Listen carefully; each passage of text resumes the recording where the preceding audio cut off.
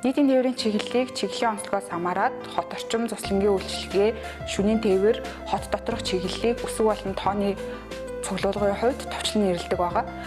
Жишээ нь болохоор хот орчмын чиглэлийг гэхээ цуслангийн үйлчилгээг зүү гэх мэтчлэлээр өсгийн ялгамжтай байдлаар нэрлэдэг. 2026 оны 3 сарын 9-ний өдрөөс эхлээд үүгийн 11 чиглэлийг чиглэлд оруулж байгаа. Ингэхдээ болохоор үү чиглэл нь маршрут, цагийн хуваар хамгийн гол нь тухайн чиглэлийн замналд өөрчлөлт орохгүй зөвхөн тухайн чиглэлийн уртлын өсөг болон тоонд нь өөрчлөлт орно гэдгийг сайн анхаараарай. Жишээ нь U12 байсан бол одоо C12 болж өөрчлөгдөв. Чиглэлийн замнал болон цагийн хуваар тээврийн хэрэгслийн тоонд өөрчлөлт орохгүй гэдгийг та бүхэн сайн анхаараарай. Нийтийн тээврээр зорчигч та бүхэн өөрийн зорчдог чиглэлийн дугаарлалтай танилцан чиглэлээ төлөвлөөрэй.